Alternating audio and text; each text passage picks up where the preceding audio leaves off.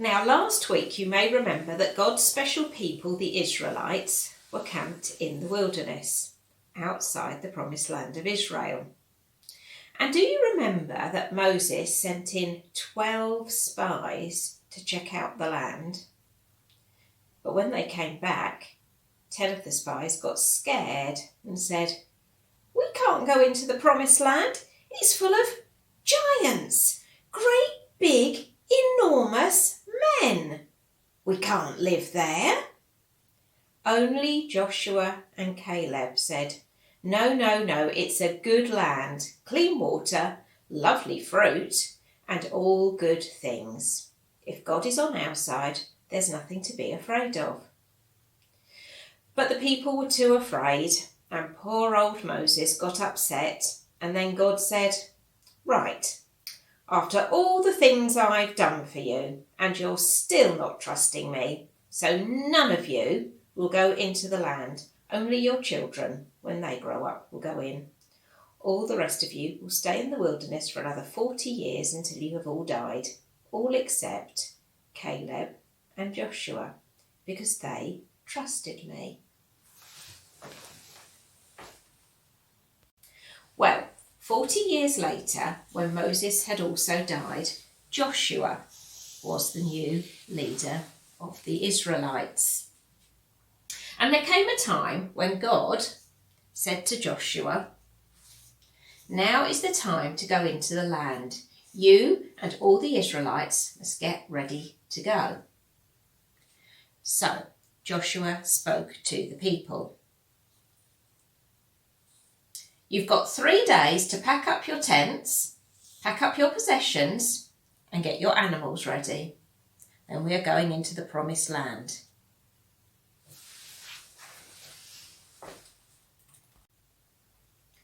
Now, I'm sorry to say that there were some baddies living in the land at that time. In particular, there were baddies living in a city called Jericho, which had a wall all around it like this. So Joshua picked out 2 men to use as spies. That's you and you. And he said, "Go and check out the land. In particular, go to the city of Jericho and check that out."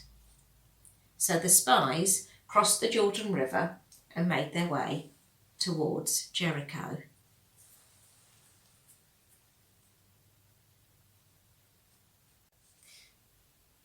So when the spies arrived in Jericho, they went in through the gate and they went to the house of a lady called Rahab. Her house was actually built into the city wall with a window looking out. Here is Rahab looking out of her window. And the spies went in to Rahab's house and stayed there with her.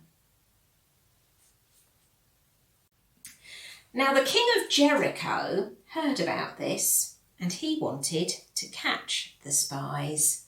"Spies? In Jericho? Bring me my men." "Coming, your majesty." "Coming, your majesty."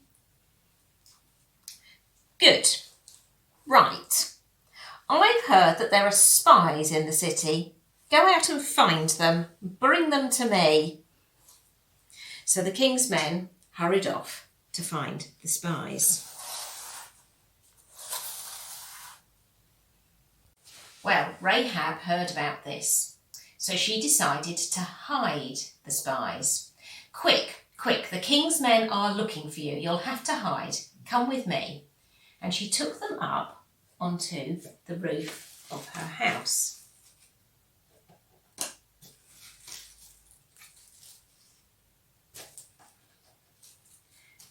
"Hide under the straw," she said. So she helped them to hide under the straw on her roof.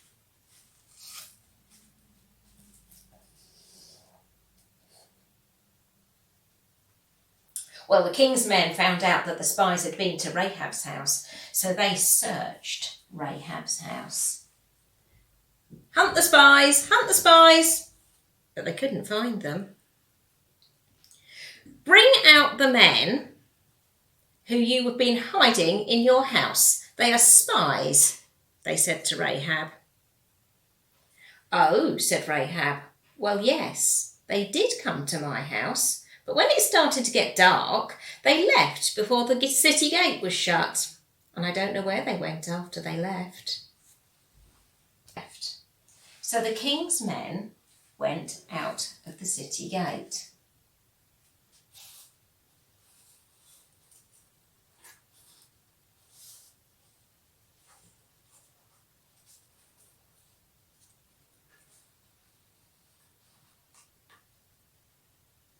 They must be going back towards the River Jordan, they said. Quick, let's catch them up. And off they went. As soon as they left the city, the gate was shut. Clang! Then Rahab went up onto the roof and she went to speak to the spies. You can come out, she said. The spies have gone. So the king's men have gone. So the spies came out. Now, said Rahab, I know that your God is powerful, and we've all heard how he even parted the Red Sea to rescue your people when the Egyptians were chasing you.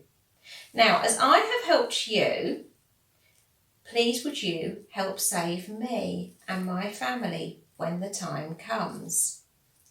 Well, said the spies,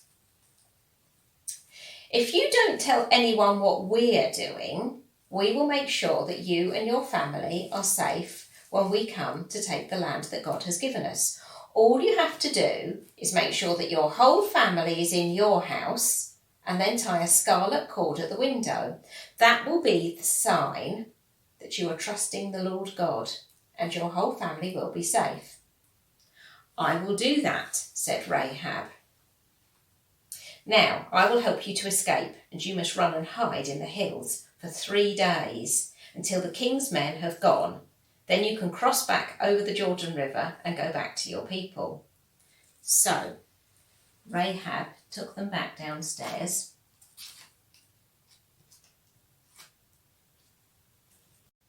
So Rahab lowered them down through the window.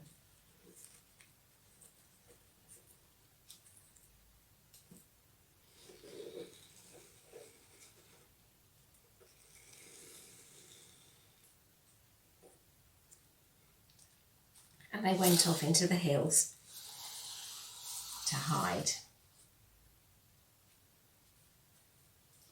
And then Rahab tied the scarlet cord in her window,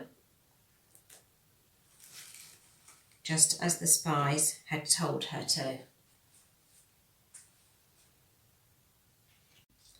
So for 3 days, the spies hid in the hills.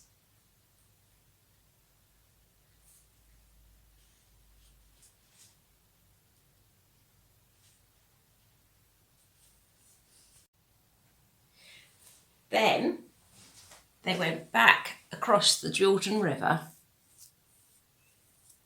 and told Joshua everything that had happened. Now, by that time, the Israelites were all ready to leave, and their animals and all their possessions were all packed up.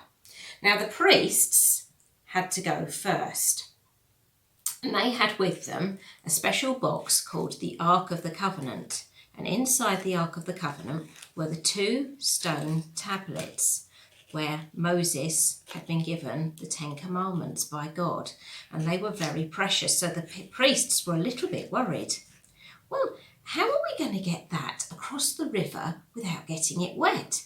Well, yes, it is very important that we don't get it wet. This is going to be a little bit tricky. But when they got there, the water stopped flowing.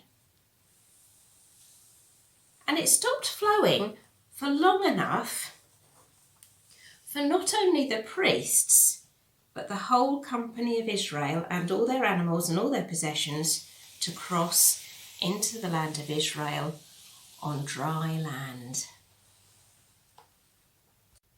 So you see, it's very important to trust God. Caleb and Joshua trusted God and they went to live in the promised land, and we'll find out more about that next week. Rahab also trusted God, and we will see next week that God rewarded her for that. But the king of Jericho did not trust God, and it didn't go well for him, but we'll find out more about that next time too. And now we're going to do our craft to help us remember the story and to help us to teach it to other people.